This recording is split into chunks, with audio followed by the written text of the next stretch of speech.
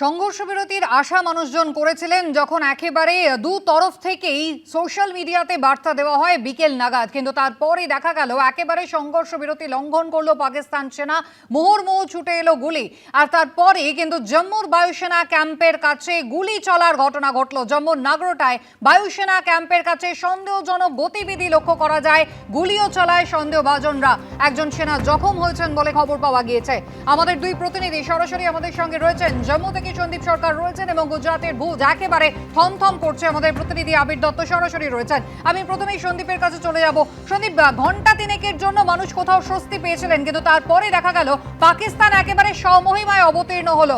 জম্মুর ঠিক কোন জায়গায় গুলি চলার ঘটনা ঘটলো এবং সন্দেহভাজন এখনো পর্যন্ত চিহ্নিত হয়েছেন?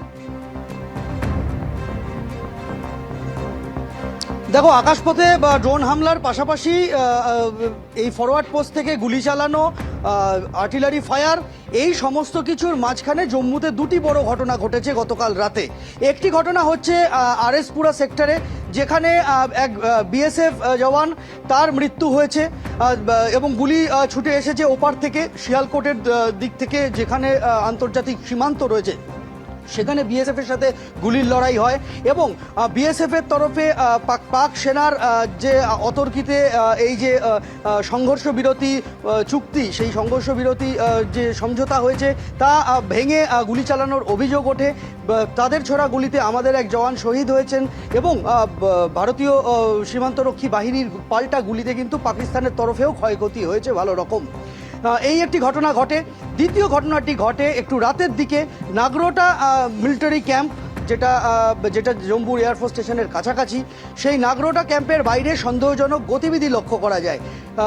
কয়েকজন সন্দেহজনক ব্যক্তি তারা মিলিটারি স্টেশনের আশপাশে তাদের গতিবিধি দেখতে পেয়ে তাদেরকে চেস করা হয়, তাদেরকে চ্যালেঞ্জ করা হয় এবং তাদেরকে যখন বাহিনী চ্যালেঞ্জ করে তখন তারা পাল্টা গুলি ছোড়ে এবং সেই সময় কিন্তু সেনা জওয়ানদের সাথে পাল্টা গুলির লড়াই হয় এবং সেই গুলির লড়াইয়ের মাঝখানে রাতের অন্ধকারের সুযোগ নিয়ে সেই সমস্ত সন্দেহভাজন তারা গা ঢাকা দেয়। তাদের ছোড়া গুলিতে একজন সেনা জওয়ান যিনি সেন্ট্রি পোস্টে ছিলেন তিনি জখম হন এবং তারপরই বড় সার্চ অপারেশন শুরু হয়। জম্মু কাশ্মীর পুলিশ বিশাল ফোর্স নিয়ে চলে আসে, সেনা যোগ দেয় তাদের সঙ্গে এবং অনেক রাত পর্যন্ত সার্চ অপারেশন চলার পরেও তাদের হদিশ পাওয়া যায়নি।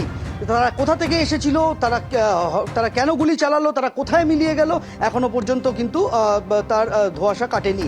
সার্চ অপারেশন গতকাল রাতের মতো শেষ হয়েছে, আবারও আজকে তল্লাশি শুরু হয়েছে। কে গুলি চালালো, তারা কোথা থেকে এসেছিল, সেই সমস্ত কিছু খোঁজখবর চলছে। এর বাইরে যে ব্ল্যাকআউট গতকাল আচমকা রাত্রির 8:30 থেকে শুরু হয়েছিল জম্মুতে, সেটা অনেক রাত পর্যন্ত চলে এবং তারপরে রাস্তার বিদ্যুৎ সংযোগ ফিরে আসেনি সারা রাতে একবারও, কিন্তু যে ডোমেস্টিক ইলেকট্রিসিটি লাইন সেটা ফিরিয়ে দেওয়া হয়েছিল। এর পরবর্তীতে এখনো পর্যন্ত আজকে সকাল থেকে জম্মু এবং সংলগ্ন যে সমস্ত অঞ্চল রয়েছে সেখান থেকে নতুন করে কোনো এই সংঘর্ষ বিরতি ভঙ্গ করার কোনো খবর আসেনি। তবে রাজৌরিতে অনেক রাত পর্যন্ত ভারী গোলাগুলি চলেছে, সেরকমটাই কিন্তু খবর এসে পৌঁছাচ্ছে স্থানীয় সূত্রে। একেবারে সন্দীপ, তুমি আমাদের সঙ্গে থাকো।